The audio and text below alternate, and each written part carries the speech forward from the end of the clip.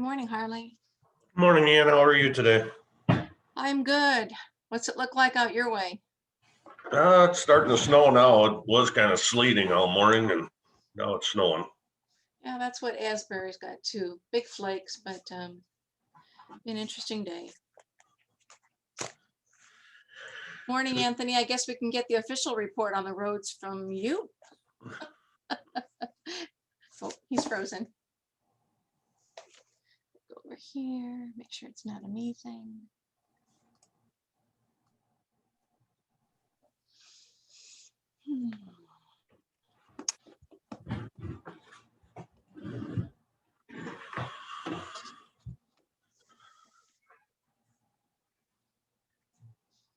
So we got the month half over with anyway.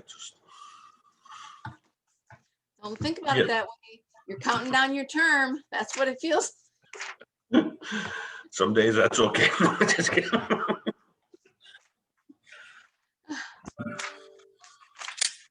does seem hopeful though, in terms of, just generally, I think. I think everybody's ready for summer to get here, spring, and just get back to a little bit of normalcy.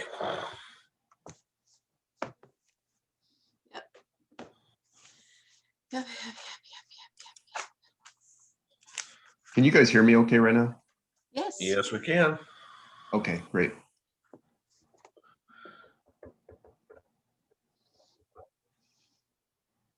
Is your crew out on the roads, Anthony? Yeah, we just got going this morning. I ordered a whole bunch of fancy cupcakes for your safety meeting. Oh, good. April 13th or something. Yeah.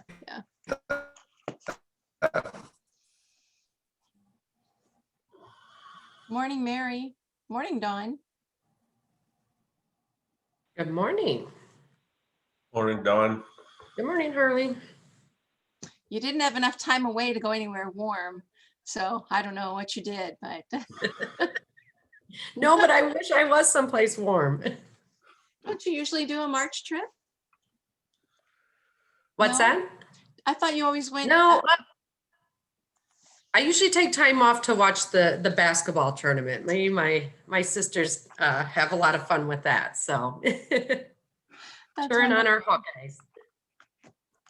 Well, Saturday's game really wasn't much to watch. That was rather disappointing. They're all in Florida right now, so they're texting me pictures from the beach, and I'm showing them sleet and snow. So.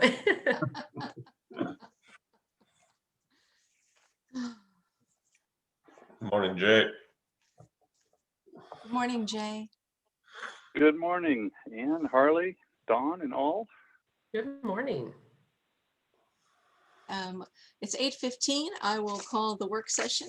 We'll come into session for our 8:15 work session with County Engineer. We've been chatting with Anthony. I don't know if he's going to have video. Ah, there he is. Good morning.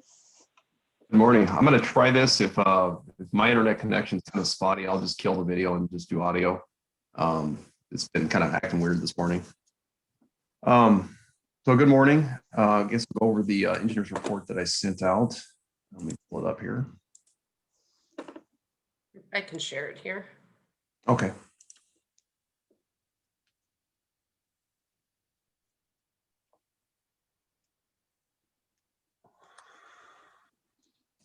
So Taylor Construction has started work on the Gun Club Road Bridge. They've been working for a week or so here. That's a picture of the substructure that they're working on right now, and they'll be doing that for the next couple of weeks. Their intention is to try to get through this project as quickly as possible, so then they can move over to the Millville Road Bridge project, because we don't want to have both of those closed at the same time. So they want to keep this one moving as quickly as possible. I guess project number 2. You want to scroll down, Don?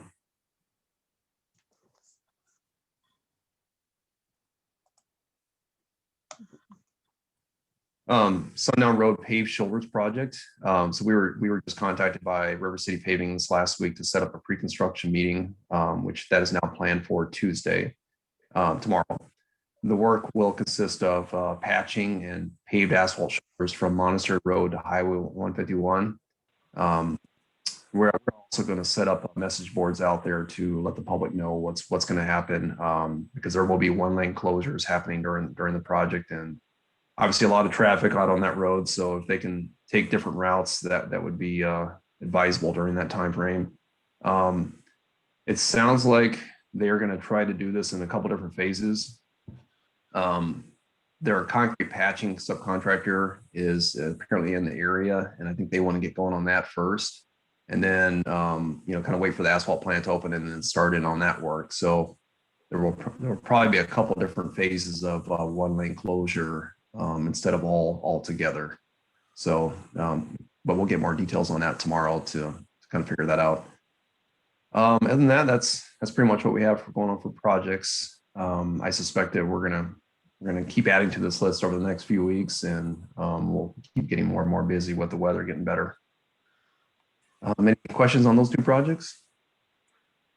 Anthony, this is Harley. How wide are the asphalt shoulders going to be on that? They will be a 5-foot shoulder. 5 foot on each side? Yep. Okay.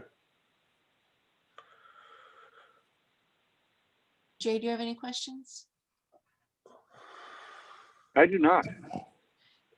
Anthony, I just have a kind of a more broad scope. I'm anticipating that there might be just a question about length of time for the project. Is it intermittent closures, one lane?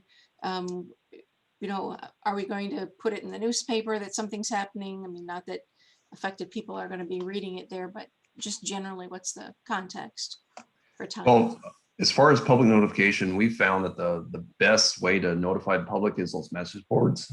So we try to set those out there at least a week, if not a little bit longer, to let them know what's going on. We put a good message on there to say, hey, so this kind of work is going to take place on this starting this date, and we've received really good feedback from the public, and I think that's the best way to notify the users of that road, because they're obviously they're taking that road and they're reading that message. So I feel like that's the best way to notify. As far as length of project, the concrete patching phase, I'm guessing might last a couple of weeks. The subcontractor that we have for this project is a good one, and they move pretty quickly, so I expect that to go pretty fast. And then the paved shoulders portion, I think they can fly through that within, I'd say, a week to 2 weeks, somewhere in that time frame. So it's not like we're going to be down 8-10 weeks or anything like that.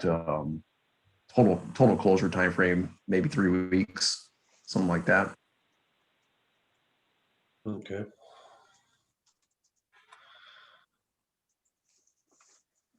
Right. I do have a couple other questions for you, Anthony. Been getting some calls about 52 and Holy Cross Road, the roundabout, which I know is state.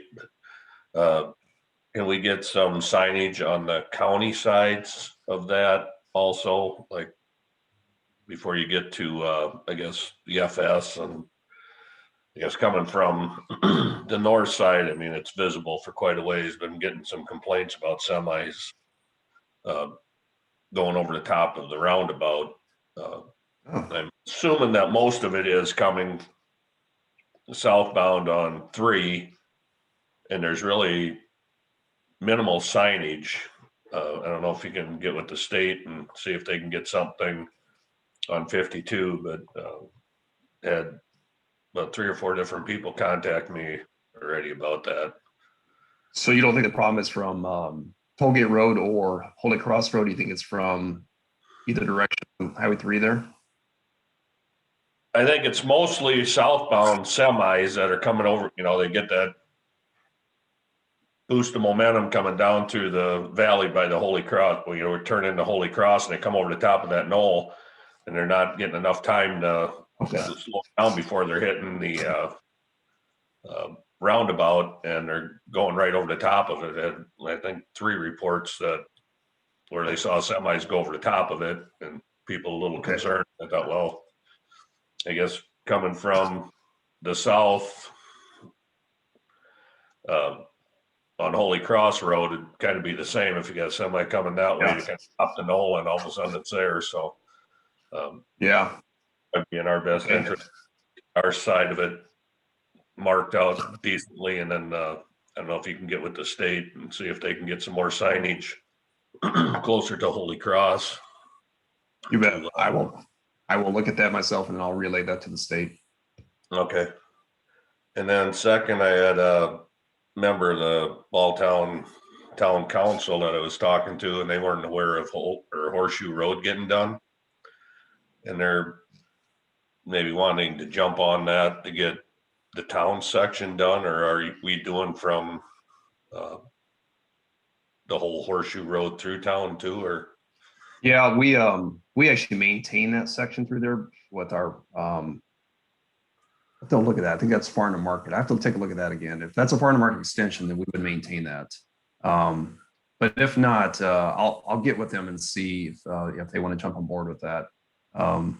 That's that project where we're doing a mill off of 1 inch and then placing 1 inch. Yeah. So that might be more of an affordable project for them anyways. Okay.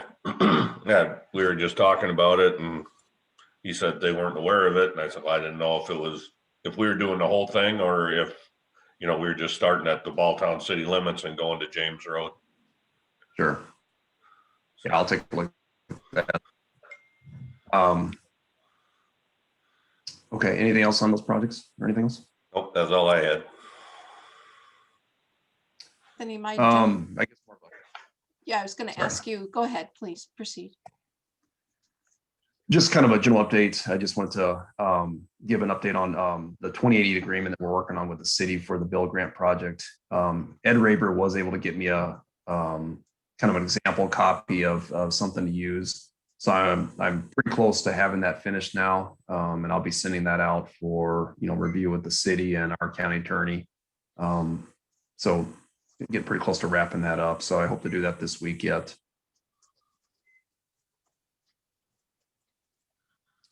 And other than that, there's not much, moving on the Bill Grant project. We're just kind of, waiting on the city's piece. They've got to get through their environmental portion now. I think they are working with both to put together something for that work.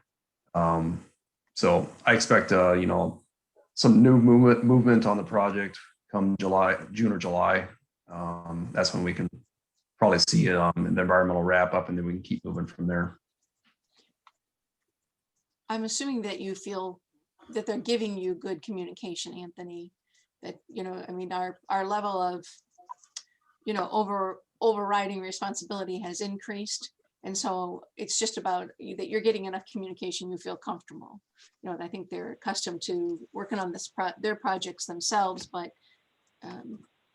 just if that, I know you have a great relationship with those folks, but let us know if there's something that it seems a little off or something. So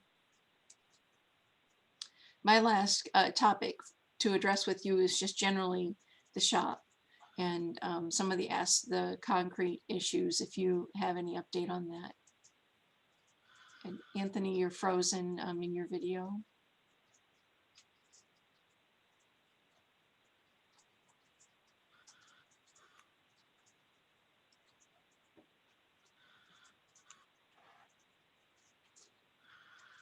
Okay, I think we've lost Anthony.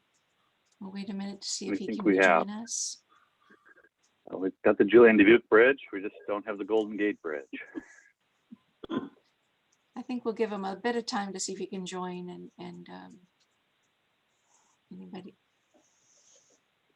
Dawn, can you reach out to, there's nothing so critical today that we need to have him back, but I just don't want to leave a loose end if I don't know that I've got him on my phone. I'll make sure if he needs to call in, he has the information. Right. We'll give him a minute maybe, and then I guess we can. He dropped visit. off, so he's probably trying to get back on. Yeah, well, what's coming down now looks more like ice, so maybe that's Yeah, here he comes. Sorry about that. No problem. My question was about generally the shop, and you were going to have someone come out and look at that. That may need its own work session with individuals, but just generally, do you know what was found about the precast concrete? Yeah, well, we had Advanced Precast come out last week and take a look at some things. It sounds like there was these alterations to the panels themselves, and they cut these pockets out because there were some steel elevations that were not quite correct. And imports knew about this as well. And what I'm understanding is this cut pocket out of the panel was an approved design change, and structurally it was approved and everything. Obviously, what we're seeing is, in my opinion, it's a structural issue. One of the guys from Advanced Precast stated that they don't feel like it's a structural issue. It's more of a superficial kind of stress on the face of the panel. The explanation I've heard so far is that the bearing plate that they placed in there may have been, maybe not necessarily leveled, and so it's put more stress on the face. I personally find that hard to believe because there are several panels throughout the shop that are seeing these stress cracks. So I don't believe it's necessarily, you have all these bearing plates that are out of level. So I'm not going with their explanation right now. This could blow up into a much bigger thing. Right now, I know FEH is stepping in and they're reviewing some things with us. Chris Soder's involved with this. I almost kind of feel like that. Well, I don't want to accuse anything yet, but I think there's further investigation that for sure needs to take place. Right. I would appreciate it if you would pursue that. And if we need to pursue that by getting in other experts, I would like to do that. Well, I almost feel like I was thinking about this last week, that it would be nice to get sort of an independent investigator to take a look at this. And I don't know what that looks like or how we go about that. Whether we get, I don't want the county to foot the bill for bringing in an investigator when it's not our problem.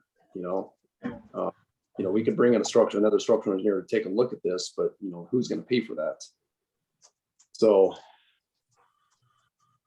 we're not done with the communication between Advanced Precast and us and Ports, and so we're still kind of going back and forth right now. Let's give it this week and see what happens, and then I think we need to reconvene and possibly have some work sessions on this. Okay. I don't think the names that you've given me so far make me feel better. So we probably need to be, beyond the scope of our usuals. If you are uncomfortable with the answer, FEH and Chris Soder is probably, we're going to have to get outside eyes and greater experience and expertise. Well, I mean, FEH they do have their structural engineer on staff, so I don't believe he's been down there to take a look at it yet. So that needs to happen pretty soon here. Right. So we need to get to that level, and then if we're all still saying, "Oh no, it's we're just going to go patch these spots," I want an independent answer beyond that. And So I guess far, what I'm saying is I want to double check the answer. Yeah. That's what I want to do. I want to independently verify that. I don't want FEH's structural person to be our final conclusion. I agree. Okay. I think in fairness to the project and everybody who was involved, their structural engineer needs to look at it first. That needs to be the first check, but I don't think that needs to be the final check. I think we need to go beyond that. So. Have you had a Definitely agree with that. You had a conversation with CJ? What was that, Ann? I wondered if you'd had a conversation with CJ. No, I've not brought CJ into this yet. I think he'd probably like to know. It's a major project, and he just might want to know I would want to know. Yeah. He's just going to note it. It's not a liability from our perspective, but it's big, and it would be, he might want to see underlying contracts or something just to be more aware. This would, these things, this building, I mean, I took credit for it, but I didn't do anything. So CJ probably likely as well doesn't have access to a big file on information on the contracts and that kind of thing. Yeah. Okay, I will bring him into it this week. Do we have any other questions or topics of discussion for Anthony? Nothing. Otherwise, I'm looking for a motion to recess until 9 a.m. I would motion to recess till 9. And I will second that. Motion a second to recess until 9. All in favor, say aye. Aye. Hi, Aye, we're in recess. Thank you very much, Anthony. Yeah, Thanks, thank you. Anthony. You bet. see you in a bit.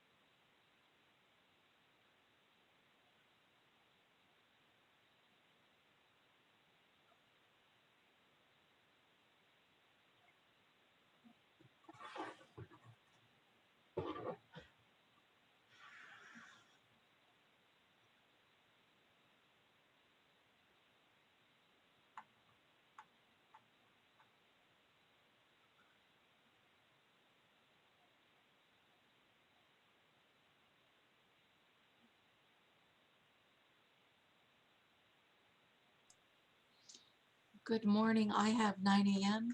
The Board of Supervisors for Dubuque County will meet in an official meeting Monday, March 15th, 2021 at 9 a.m. And the first thing on our agenda this morning is the time for public comments. If anyone would like to address the Board of Supervisors on matters which are on the agenda, you may do so by raising your hand in the Zoom function. On my program, it's under reactions. You can also put a comment in chat indicating you wish to speak, or if you have video, raising your hand. We'll pause a moment to see if there are any citizens who wish to address the board.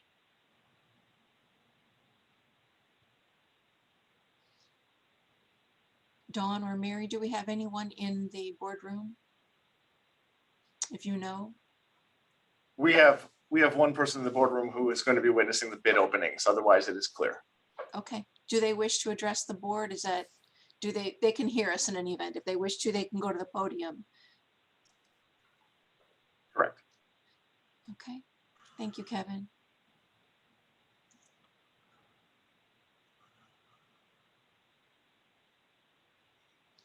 All right. Hearing nothing, we will move on. We do not have any proclamations today. Our first action item is the minutes from March 1st and March 5th.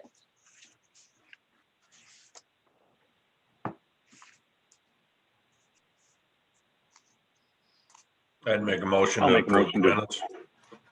I will second that. I have a motion and a second to approve the minutes. All in favor say aye. Aye. Aye. Aye, that motion carries. Consent items, there's one for the Highway 20 Auto Plaza. It's a beer permit. I will make a motion to approve the consent items. I will second. Motion a second to approve the consent items. All in favor say aye. Aye. Aye. Aye, that motion carries. Thank you. Next on our agenda are the procurement procedures. We have two bids that we are going to open today. The first one is the receipt of bids for the current model year heavy duty tandem axle truck for the Dubuque County Secondary Roads Department. And Mary, you're in the boardroom, and how many bids do we have? Supervisor McDonough, I'm not in the boardroom. All right. I have Tracy Martin is going to be opening the bids, and I believe Kevin Dragato, the auditor, is with her. Okay, Kevin is here also. I know he's at the courthouse. Is Tracy going to be on audio? She will. She is sitting down as we speak. Let me let her know that we can't hear her. Hold on for 1 second. Okay, thank you. We can't hear you. See if this is an easy fix.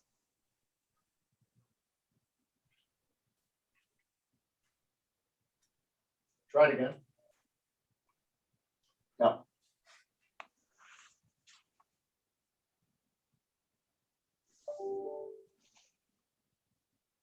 Go and do it with your desk.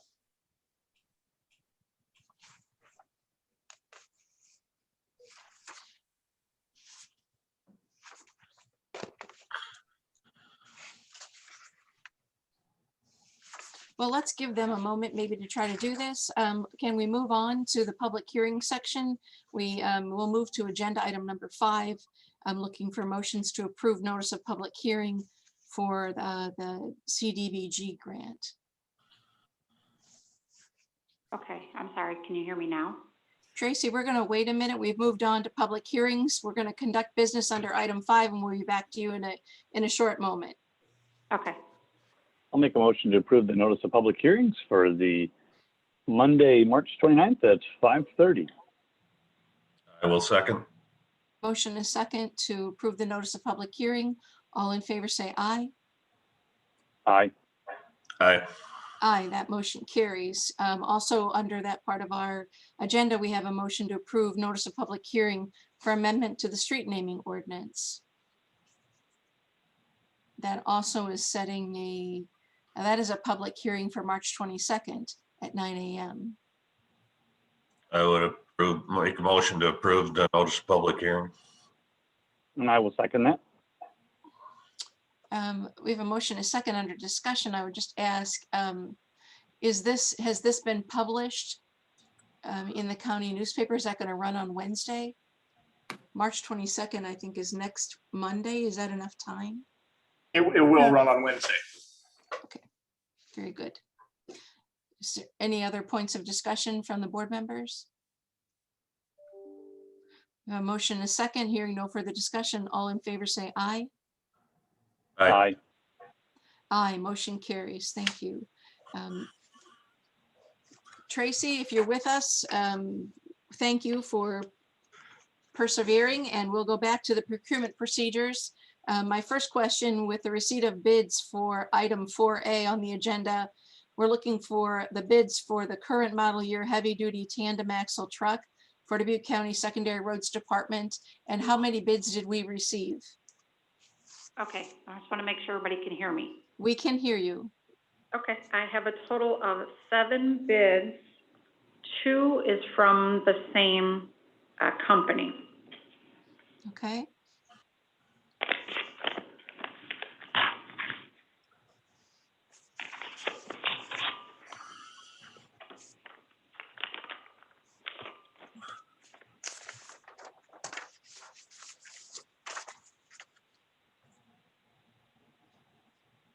First bid is from Truck Country.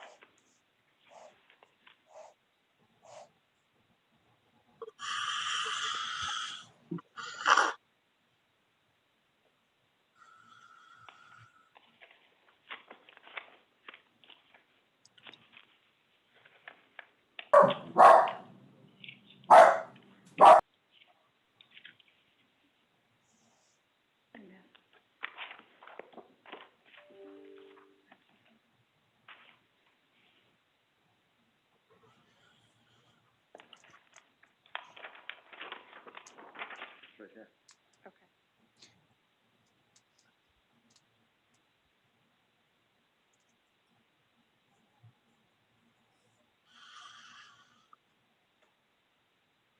Without the benefit of being able to see any video in the boardroom, I'm wondering, are we still opening the first bid from Truck Country? We are, sorry, we've never done this before, either one of us, so bear with us, please.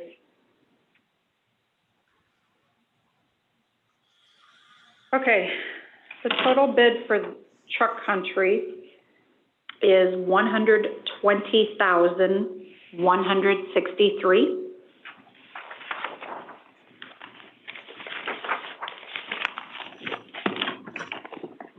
Read that amount. Again, that amount was $120,163.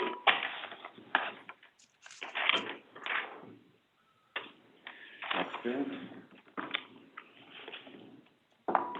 The next bid is from GATR Let's see the rest.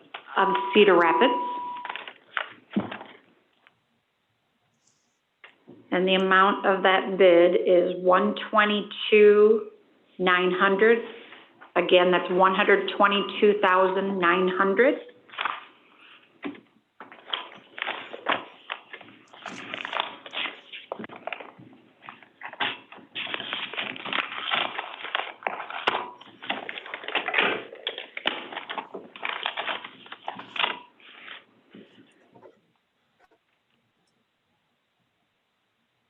The next bid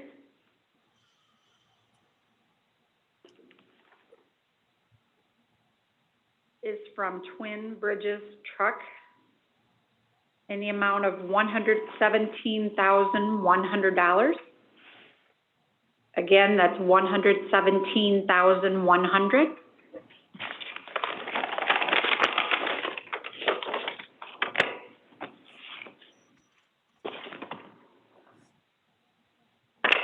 The next bid is from Thompson Truck and Trailer. The amount of that bid is $112,000. Again, that's 112,000.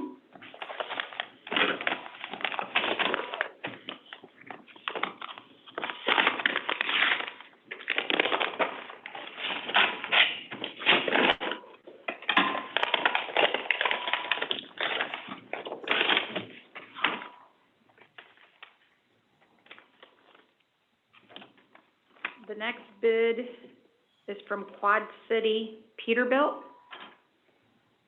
The amount of that bid is $132,164.58. Again, that's $132,164.58.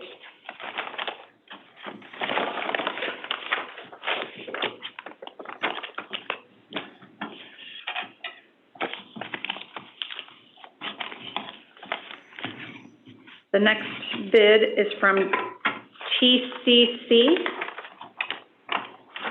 and they have two bids. The first bid is on a Freightliner.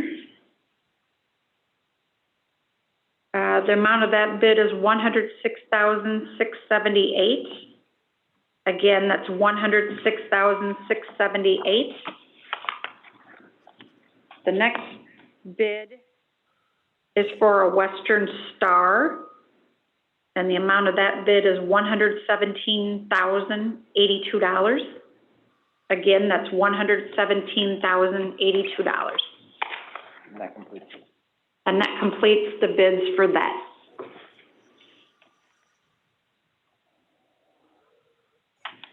The 7 bids include 2 bids from TCC. Very good. Thank you. Correct. I'll make a motion to receive the bids and refer them to the county engineer for his recommendation. I will second. Motion is second to receive the bids and refer to the county engineer. All in favor say aye. Aye. Aye. Aye, that motion carries. Next, we have procurement procedures, the receipt of bids for snow equipment to be installed on one tandem axle truck for Dubuque County Secondary Roads Department. Tracy, how many bids do we have for this, please? We have a total of 2 bids. Very good. If you would open those, please. First bid is from Tri-State Truck Equipment. The amount of that bid is for $90,400. Again, that's $90,400. The second bid is from Henderson Products. And the amount of that bid is $99,175. Again, $99,175. And that completes the bids. Thank you, Tracy. Looking then for a motion to receive and refer those bids. I'll make the motion to receive and forward those bids to the county engineer. I will second that. We have a motion and a second to receive the bids and refer them to the county engineer. All in favor say aye. Aye. Aye. Aye, that motion carries. Thank you. Now we will move on to section 7 of our agenda, the action items. The first item is a resolution to approve the hiring of deputies, assistants, and clerks, and that resolution is before us on our shared screen. I'll Dawn, make do a you have motion to anything? approve the resolution. I will second. We have a motion, a second to approve the resolution. Dawn, is there anything that you wanted to address on this? These are just backfilling vacancies at our Sunnycrest facility, so recommend approval. Motion and a second. Any further discussion? All in favor say aye. Aye. Aye. Aye, that motion carries. The next resolution is to approve a change order number 1 for the Magistrates Courtroom project. I don't know if we have anyone here, but the board can take action on this, and if we have questions in discussion, we can see if we can get those answered. And this is Chris. I'm available. So it actually came in under budget then? Yes, sir. Yeah, we had some retainage coming back, so we're good to go. Motion to approve the resolution. And I will second that. Motion a second to approve the resolution for change order number 1 for Magistrates Courtroom project. All in favor say aye. Aye. Aye. Aye, that motion carries. Our next resolution is to approve the certificate of substantial completion for the Magistrates Courtroom project. This is presented to us from FEH Design. I'll make a motion to approve the resolution. I will second. Motion a second to approve the resolution. All in favor say aye. Aye. Aye. Aye, that motion carries. Our next resolution is to approve the 2020 Iowa Certified Local Government Annual Report submitted by the Dubuque County Historic Preservation Commission. And I believe if we had questions, I know that the director of that commission was going to be present, and I do see her here. Good morning, RRS. So if we have any questions about this report, she is present with us. If there are none, looking for a motion to approve the resolution.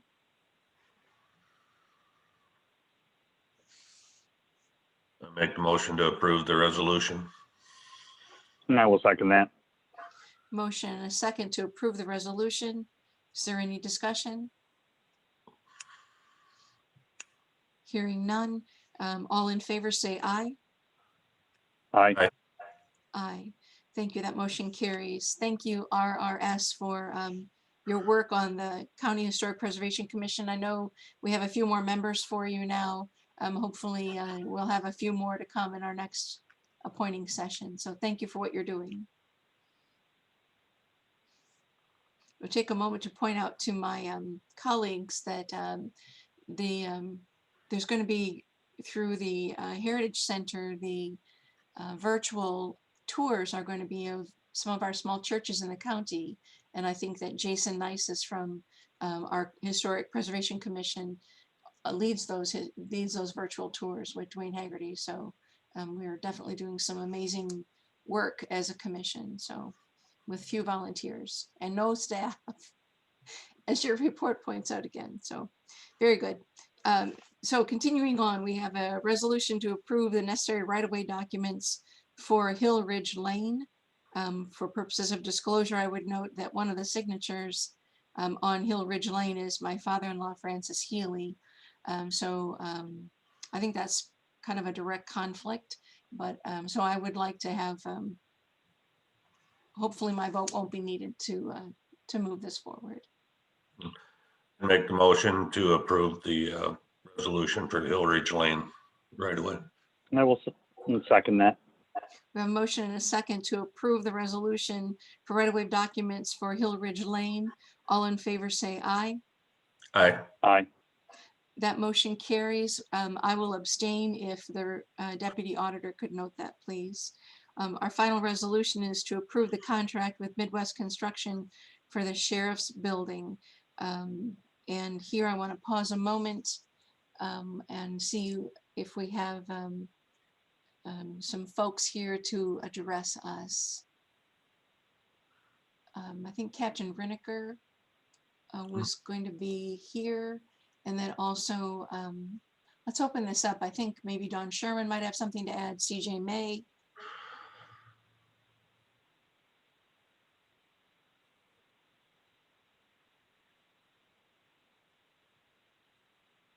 And this is Dawn.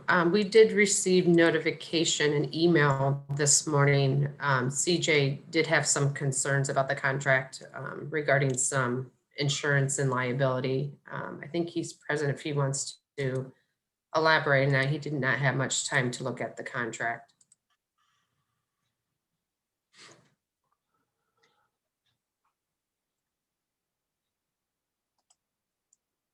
CJ, did you wish to make comment? You're muted and I know your video is not on. I'm not, you may be in the courtroom. I don't know.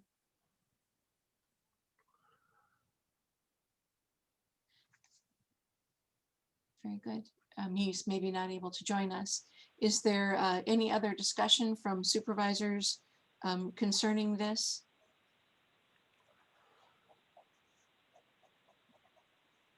I'd like to hear from CJ why, about the contract. But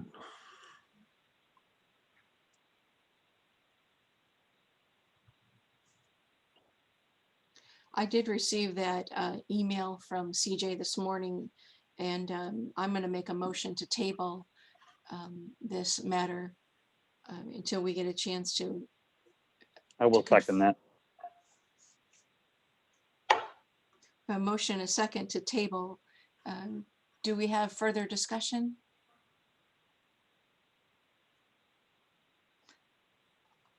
I recognize that there's a need to be timely on this, so we'll want it.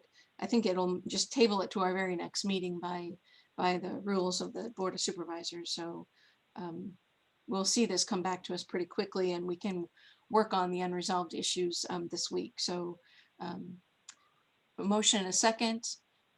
If there's no further discussion, all in favor say aye. Aye. Aye. Aye. Are you at an aye then, Harley? yeah, yes. Okay, very good. Thank you. That motion carries unanimously. The next section on our agenda is communications, and we did not receive any. Appointments is the next section. There's a list of our open vacancies that's for informational only.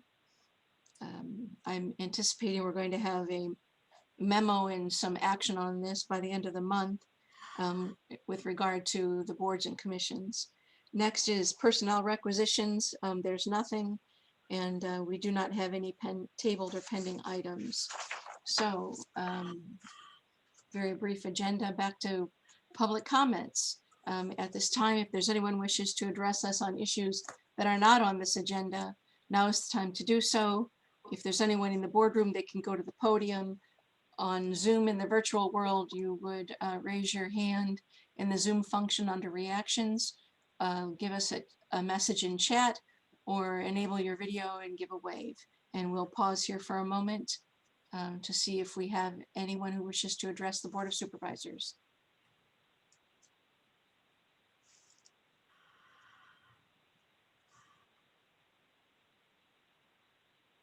Supervisor McDonough, we have nobody in the boardroom.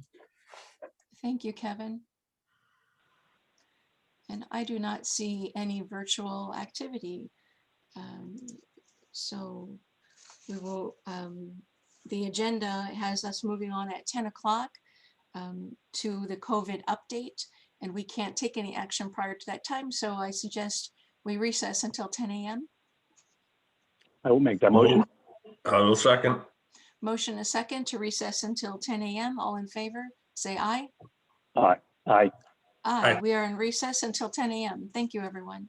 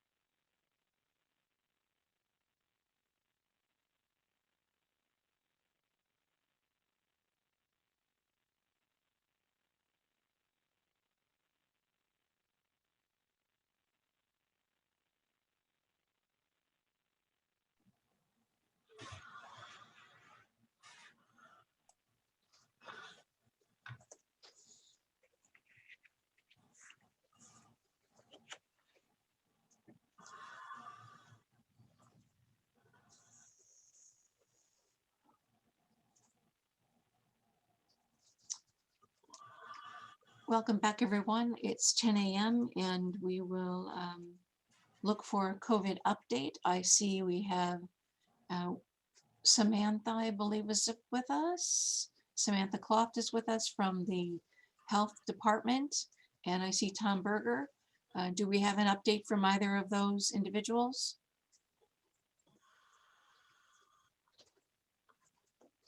Hi, Supervisor Ann. This is Samantha. Can you hear me? Yes, good morning. Good morning. I do not have any additional update other than what we had sent last week, but if there's any questions from the Board of Supervisors, Tom and I can try to address those now or take them down to bring back to the incident management team. Right. Well, the difficulty is that this is the opportunity for the public to hear about it. And so just, you know, the update is helpful to us to formulate questions, but do we have any kind of a summary that we wish to give to the community at large? I No? can share that at this time. Let me pull up the statistics I just sent to Randy that will go in his update this afternoon. We've got about 26% of Dubuque County's total population either fully vaccinated or in the process of completing their vaccination series. And then on the other side of that, we've got about 78% of our 65 plus population fully vaccinated or in the process of completing that series. So that's great to hear, 78%. You weren't sure about that number on Friday. Is there something that's, I mean, I think part of this is relying upon the state's numbers, Right. if I understand correctly. So do we feel 78% of the folks 65 and older? Is that's where we are settling? That's our number? Yep. After that report had been sent out on Friday, I spent majority of my afternoon talking with the Iowa Department of Public Health and their experts with DOMO, and we got it resolved. And that's the number that we've come up with, and we've got a better understanding of how to read that interface on DOMO to report that moving forward. Right. And the other question that I asked you on Friday, and obviously you would not have had time to do anything on this, is how many of our seniors 65 and older have declined? Do we have any idea percentage of folks who have declined the vaccine in our senior category? Yeah, we do not have that number. That's something we'd probably have to go to each provider that's offering the vaccine now and see if they've been keeping track of that number and then compile it all together to come up with an estimate, but that is not something we've done yet. I did share that with the incident management team though, and we'll see if that's something we can get from those providers this week. I don't understand what I guess I just have a follow-up question, what you're sharing with the incident management team and whether or not there's going to be a response back. That is a question I've heard from several members of the community. If we know how many of the seniors are declining to be vaccinated. So is someone going to, are people feeling that's a legitimate question and someone's going to work on that? Or do we not have personnel to do that? And when we can ask the providers, but when Medical Associates gets their vaccination, they start calling, but I don't know if they're keeping track of who denied access to it, but we can ask them if they were keeping track of it. Otherwise, we would have no idea to know. I think they are. Okay. We and will ask so, at our yeah. provider meeting and try to get that for next week. And when is that provider meeting? Tuesday or Wednesday, Sam, is that right? Wednesday morning. Okay. I mean, I don't know how my colleagues feel about that, if that's something that you're also getting questions about. Maybe it's I just anything. had some questions as to, you know, how, I guess, long we're going to be in the 65 range yet. I mean, I know we're moving somewhat out of it, but we still have vaccinations to do yet. I'm aware of that too. So just try to get some kind of a timeline or the percentage anyway that are declining. Mm-hmm. And I think the indication we received from a couple of the providers last week that they had trouble filling the 65 and over slots. So that's where they wanted to move into that new area. The governor opened up the 16 to 64 with medical conditions. So we're hopeful that we're getting through and everybody has had a chance with a couple big clinics that were out in Piasta and some of the other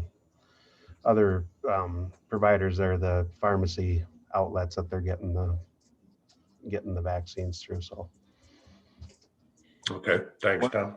we're not getting near as many calls from 65 and over as we were 2 weeks ago. So that's a very good sign. All right, is the number of calls going to the line drop dramatically too then, or? Yeah, that's my understanding, that it's slowed down significantly.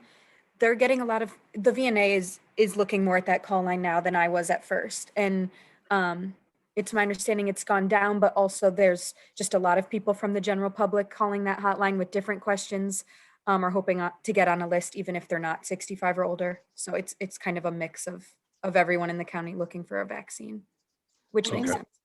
And that's kind of my segue question, which is, what is our system? You know, Tom, I just sent you I'm sure a blanket email I received from a vendor. What is our system when we go to the 16 to 64? You know, the Mercy One had a clinic last week and that was open to the public and they filled 1,000 slots in under 3 hours.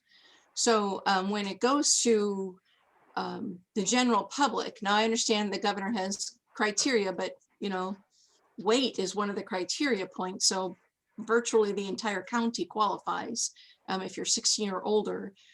So how are we registering people? You know, what's going to be the access point for folks? That's one question. And then my second question is access for minority individuals.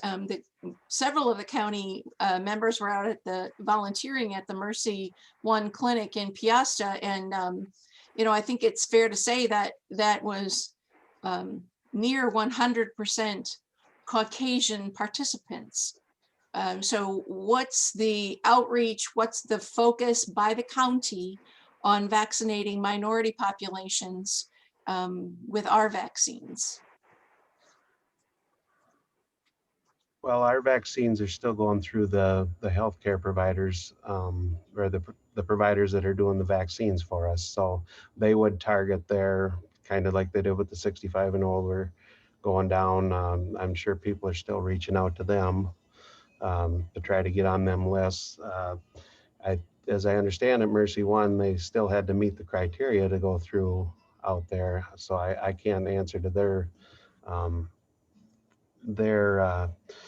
minority outreach. I know that we're hopeful Crescent will get theirs, start getting their vaccines here in the mid-April timeframe by the time they get theirs. But we also allocated them some this week that they could handle the request they had. So they're reaching out.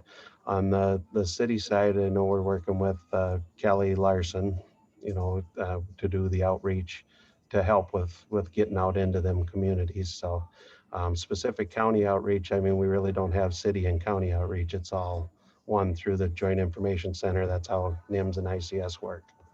So we're kind of, if you have suggestions, I know Randy has a pretty good system to get out to the neighborhood associations through the city networks. I don't know of many of them in the county though. Right. You know, we don't get opportunity to give you feedback other than this time, which is, you know, not the preferred way to ask you questions, honestly, because it's like making sausage in public. So, but, you know, we need a robust way to get 16 to 64 an appointment. And right now, it feels to me like the wild, wild west. You know, it flashes up on the screen and everybody's diving for those appointments and then it's just gone. So I'm not sure that unless, you know, Medical Associates is going to call people who are 64 and then the next day people who are 63. I mean, you know, I guess that's what I need to know is and maybe Patrice will have that for the Board of Health meeting on Wednesday night. What's the big picture here for the next steps? I think it's kind of clunky at this point. Yeah, I think it's a work in progress, and that's something that I have not heard from like Grand River or Medical Associates if they plan on doing the 64 through 6 or the 16 through 64 like they did with the 65 and over where they went by age? Or will they look at critical patients that have respiratory issues, maybe the asthma, COPD and such, and do it that way? You know, that might be, because it's a more of a respiratory illness, they might look at their, but I have not heard that from them. That's something we could reach out to them as well and try to get back to the Board of Health meeting. Right. A comment I thought was interesting in chat, one of our department directors said he's heard the vaccine rollout at this point kind of seeming like a real live Hunger Games, where you really need to be in the right place at the right time and battle it out with others. So I think it would be helpful to the community to know that we have a logical way to approach this. I understand we're not getting enough vaccines. And at the end of the day, that's cruelly the answer. But if someone could share their vision for how this is going to proceed, that would be great. And so I don't know if my colleagues have questions. Supervisor Wickham and Potoff. Yeah, I do. So, yeah, so Tom and Sam, I guess one of my questions would be, and it probably was in a report that I read last week, but I don't have it in front of me. What is our weekly allotment right now coming from the state, the total number of vaccines that would be received within Dubuque County through all sources? We, all sources. It probably, yeah. Varies what the pharmacies get direct through the National Pharmacy outlet. The IMT has control over 2,340 vaccines of Pfizer that we were able to, and that sounds like that's going to stay the same through March. And then plus last week we got an additional 200 doses of the Moderna. We were told that we won't get any Johnson & Johnson until at least the week of March 25th. So as I understand it, the pharmacy, what they get direct are kind of all over the board as well. But for our planning purposes, they told us to plan for that same allotment basically that we received in February through the end of March. Okay, thank you. And then just a follow-up question, if you can answer it. What is the plan, and who's kind of the lead and or who are our partners to get out to the specific essential employees in the workforce, food service, those types of entities? Well, that'll come through the IMT, obviously, but we're working real close with GDDC, who's working with the chambers to kind of help gather them lists.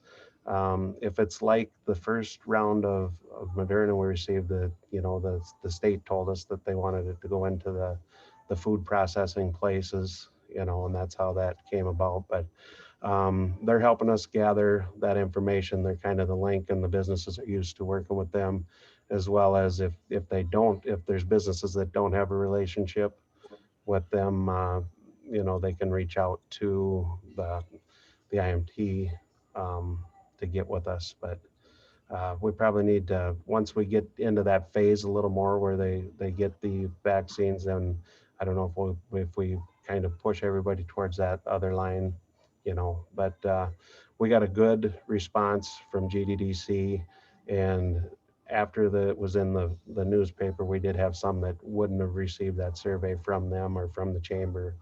So we do have, and Sam has some of them lists available too. Okay, so Tom, are we still in the planning stages, or are we actually implementing the workforce at this point and vaccinating them at this point? We don't have the vaccines to implement it, but we're getting all the lists and kind of prioritizing and trying to figure out, okay, because there's still some requirements or restrictions on it. The businesses, if people are working an assembly line type of where they can't isolate them, that's the numbers we're trying to get separated from the people who are in the office that are able to either work remotely or they're in their cubicles and can maintain that 6-foot distance. So, but that's what we're getting back from the businesses. Okay, thank you.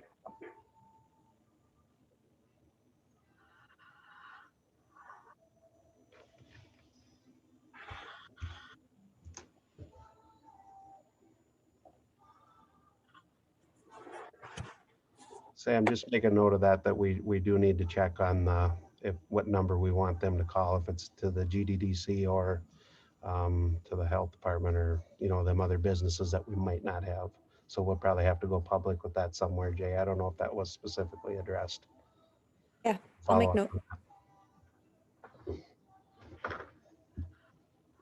Yes, for Wednesday night at the Board of Health meeting, I would like to see there be a much more detailed report about the process going forward and how we're going to make it clear to citizens how we wish to have them register for a vaccine in some kind of an orderly and equitable way.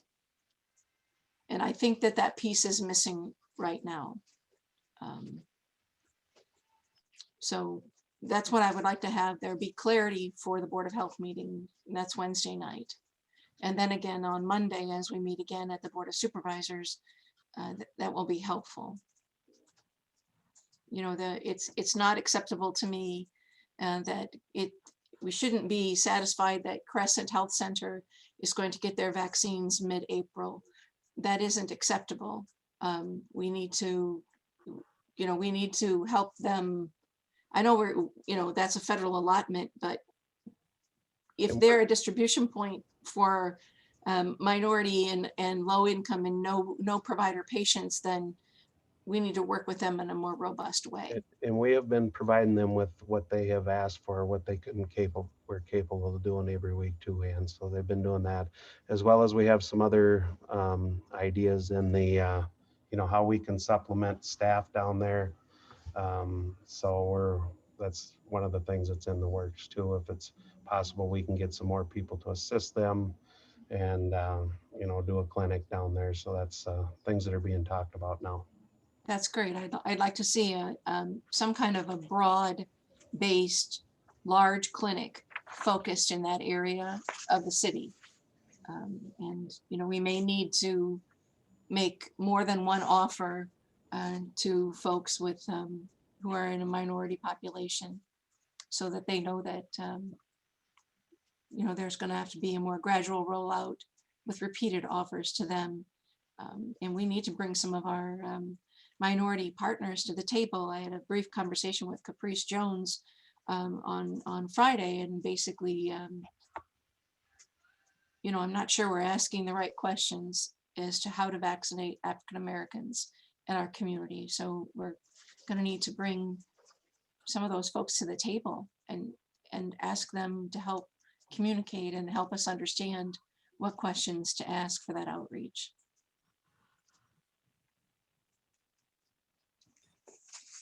Tom, this is Harley. How many doses have been going to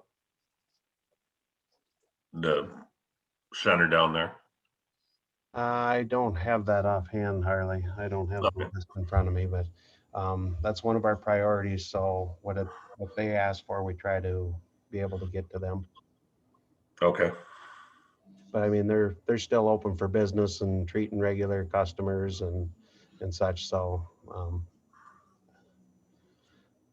And they're seeing tremendous growth. Their patient total is rapidly escalating. So they're filling a need in the community, and the bigger they get, the bigger the reach is and the more people who want to be their patients. So it's not the Crescent Health Center that it was before the COVID situation started.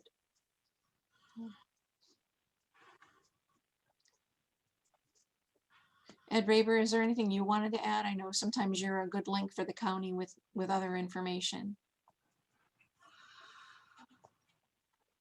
I think that you have been talking about some of the same things that I've been bringing up to some of our partners, and they all deserve some additional attention about how we can replicate the success of some mass vaccination clinics in a way that provides a little broader access. I think the ones that are going on are great.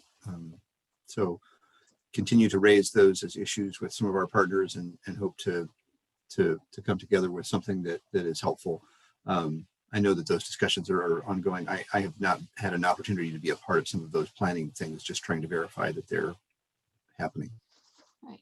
I mean, truly, the Mercy Clinic, when you look at the numbers of patients that they did in Piasta, it was tremendous. And the only thing missing there, people were emotional and greatly relieved and excited to get the vaccine. And the only thing that was missing, some of the volunteers and I discussed, is party music playing over the speakers, to put the ambiance in the room. But it was emotional to see people breaking down in relief of receiving a vaccine. And this was not a group that was 65 and older. This was folks 16 to 64, and just truly well done, top to bottom, well organized. And I was humbled to be part of it. So it was tremendous. It was good to be there with some of our county partners too. And Auditor Dragato was there. So it was good that the county was present. It was very good. Thank you, Tom and Samantha. I appreciate you stopping here, and we'll look for a report at the Board of Health meeting on Wednesday. Sounds good. We'll follow up on them questions we received and get them back. Thank you. Thanks, Tom. Thanks, Samantha. Thank you. The next item on our agenda is a work session with the auditor and our GIS coordinator. I do see that Jeff is here. Jeff, if you can be unmuted, Jeff Miller, and searching for folks here. Kevin, you were here. There you are. It's like Hollywood Squares. You're in the top corner for me this time. So do you want to begin with background and what's happening? Certainly. Good morning, supervisors. A long time ago in a galaxy far, far away, we started the Southwest Arterial Project. And at that point, we knew that there was going to be a portion of Route 52 that was going to need to be relocated, changing the designation for a number of addresses from 52 to Route 3. And that is what this work session and the earlier notice of public hearing is regarding. We have reached out to a number of agencies, and Jeff, correct me if I'm wrong, we have not heard back from too many. So we sort of took this upon ourselves as a change that has to occur. We don't have a lot of choice in the matter. So we were trying to do it in the best way possible to notify citizens, let them know their addresses are changing, get the letters out there on time, and field any questions. So that's sort of where we sit right now. Letters were sent out on Friday, and they've started to hit some mailboxes, and they're explaining that the addresses are in fact changing from 52 to 3. And we've included some enclosures that were a change of address form, as well as an official notice of the departments that were notified of the address change. And those include E911, County Health, Postal Services, GIS, the County Assessor, Elections, and Emergency Management. And the letter was clear that on April 1st, 911 services will switch over. So at that point, people requesting emergency services would need to give them their new address. So if on April 1st, I haven't done the address change, but I have an emergency and I dial 911, what's going to happen? The back end should be changed at that point. Jeff, can you touch on that a bit? Yes, so dispatch will have the data ready to go on April 1st. So whether they've changed their address with the post office or not, they will need to use the Route 3 address on April 1st if they have to dial 911. So we're expecting a senior who may not understand the letter to use Route 3 in a 911 call or nothing. I mean, that doesn't seem logical to me. I'm sure that the dispatch will be able to figure it out that they're on 52 or whatever and get a emergency vehicle to them. But it will be Route 3. I believe they will probably have an alias for 52, which might be confusing because but you got to have a cutover at some point. And Jeff and I have talked about sending out an additional reminder postcard simply for the 911 services that we can send out immediately before. This is one of those, you know, for lack of a better term, crappy situations where addresses are changing and we need to do our best to try to let people know. So go ahead. I was just going to ask you how many people are affected by this? I believe it's 177 addresses. Okay, so is there a way for us to kind of count down how many people respond? I mean, I mean, Kevin, you've been doing tremendous customer service. I'm just wondering if there's a way to help with that, with some phone calling or something. What could we do? I mean, that's something we can certainly look at. One of the issues is that this goes by parcel number, the notification. So in some cases, the notice was mailed to the owner of the land, not necessarily the tenant who may be renting that. In some cases, it was mailed to a parent who owns the land and the house, but their children are actually living in the home. So it's one of those difficult situations as far as navigating through. In better days, I would go knocking on 177 doors and explaining why this is happening and sort of walking them through the process.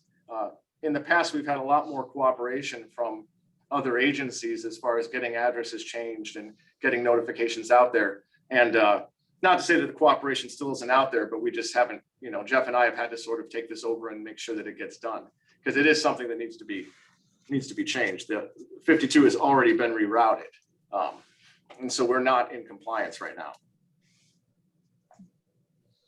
And how long is the stretch? How long is it? I had sent a map to Dawn. Could you throw that up if possible? So it's all red, but there is a box near Luxembourg that says east from here. And I believe in Luxembourg, the street designation is Main Street, and it's where Main Street ends on the western portion of Luxembourg. And then it follows that path to the Dubuque city limits. So we're crossing 5 townships and every address in between. Roughly about 20 miles. Correct. Have we done some outreach with those mayors? I have not done any outreach with the mayors. I believe that there are entities in the city that may have reached out in the past. I was informed that there was some conversations occurring in the past to let people know that this was coming down the pipeline. You know, personally, from my standpoint, this probably should have been added in and figured out and funded and made as easy as possible for people when this was first being discussed way back when, but that didn't happen. So we're left here sort of dealing with it. Yeah. Well, we can get it done with 177 people in 20 miles. That's not, I mean, you're well underway. Certainly we can craft a message to those mayors. We work with them on many projects. If we think that's helpful, probably would be. Yeah, no, that's certainly something we can get done this week. You know, we can reach out to the mayors. We can reach out to anybody else who we think is who should be informed. You know, because it is a big thing. You know, a lot of these homes have had their addresses for a long time. And I mean, Jeff, did we have to change any numbers, or was it all simply roads? There were 2 numbers that had to essentially change. They're both at the intersection of 52 and Bankston Park Road. They changed some driveways there when they're doing their reconstruction.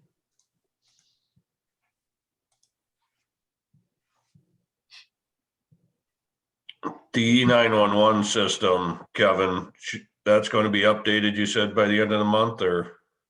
Correct. They will receive notice, as will 6 other departments. So everybody will have that information well in advance of the actual changeover.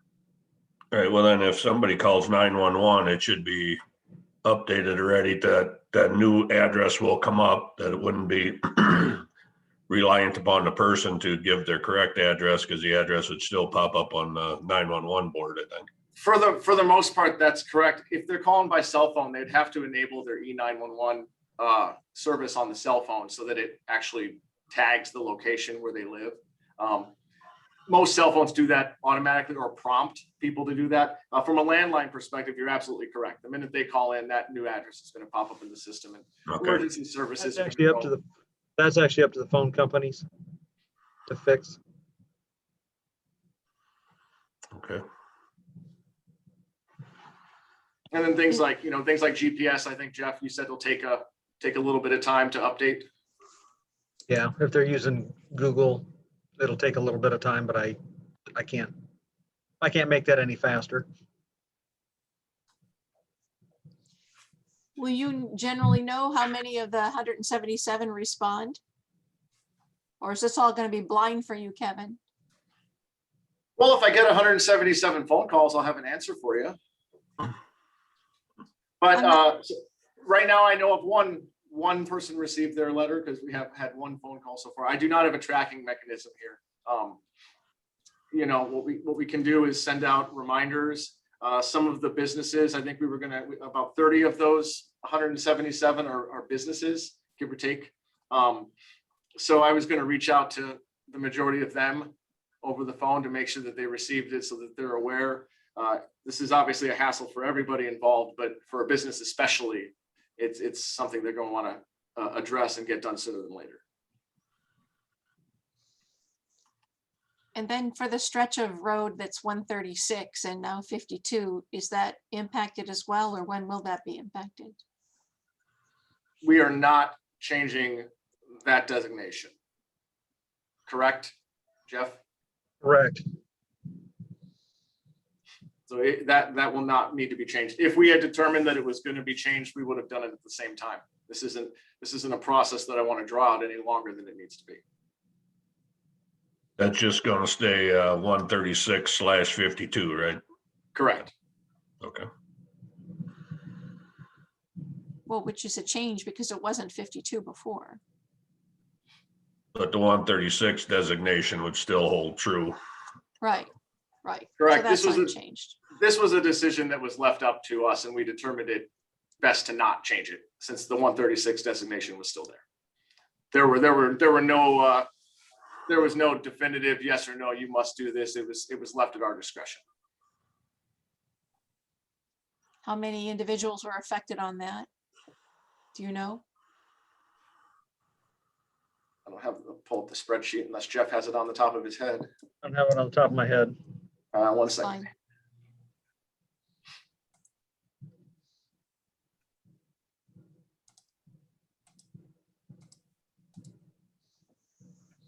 Could they choose to change their address, or is that not possible? That's not an answer I have. I would have to find out. I would suppose that they could choose to. We would need to submit that address change to all of those organizations. On 136, it's 33 addresses. And that'd be really confusing for emergency response. I mean, it's been 136 forever. It should just stay that. And it's just like Highway 20. We're not going to change anything on Highway 20. Although there's many addresses there.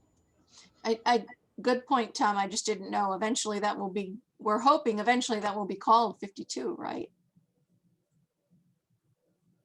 Well, I don't think the 136 is going to go away at all. It'll be just like Highway 52 was 52 and 3, you know, but it just 52 was the state or the national federal highway. So, you know, 20 will always be Highway 20, even though it's got 52 with it for that stretch. That's the way I understand it, right, Harley? Yep. Right, but in town, 20 is still Dodge Street. Right, but 52. Depending upon how old you are. Right. Yeah. No, and that's where like they said, Luxembourg is, you know, Main Street there. You know, when it gets into the cities, it changes. Well, I'm certainly not going to take issue with emergency management on this, and I don't have an opinion about 52 or 136, just a question. So. Well, and hearing Tom's voice reminded me that we did sit down with emergency management. We did sit down with the Postal Service, and we did have the conversations with everybody to make sure that names that were being chosen, how we were going to go through and change the addresses was all meeting the standards basically set by emergency management. We wanted to make sure that they were comfortable with what we were doing, and everybody else sort of stood back and let them roll with it. And that's how we arrived today. Are there any other questions I can answer? My only question is, what more do you want us to know, and do you need any resources from the county or the Board of Supervisors? I think we're good for now, Jay. Thank you. I appreciate it. Like I said, we're going to continue to do some reaching out. We're going to continue to make sure that people are aware of this. We have a public hearing next Monday, so we'll see what kind of feedback, if any, we receive at that point. But it's important for us to know that as a board, you have the ability to say yes or no to this amendment to the ordinance. However, the addresses are still changing. So what we're looking at is whether or not our ordinance is going to match reality or not. So that's where we are. We're in that difficult position where we're going to listen and we're going to help and we're going to do what we can to make this as painless as possible. But at the end of the day, we're stuck with having to make this change. And I appreciate everybody taking the time and answering that and asking the questions. Really, the only changes would be 16900 Route 3 instead of 16900 52. So correct, with the exception of those two addresses that had to have number changes. Yes, Harley, 175 people, 175 entities are going from Route 52 to Route 3.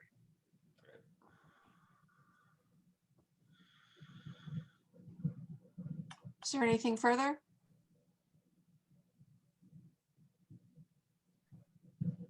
Thank you for spearheading this for the county and thanks, Kevin. Thank you, getting guys. organized in your first 3 months in office. So well done. Are we going to see anybody here this afternoon? 3:30, right? We're canvassing elections. Fantastic. I don't know how you do it without doing it in person. So We could deliver the materials to one of the supervisors if you preferred. Otherwise, right now it looks like it's just a little flurries. So I'll be in. excellent. I'm intending to be in as well. Fantastic. All right. So if there's no further business, I think what we will do is I'm looking for a motion to recess until. I will make a motion to 3:30. recess. I will second. A motion, a second to recess until 3:30. All in favor, say aye. Aye. Aye. Motion carries. Thank you, everyone. See you this afternoon.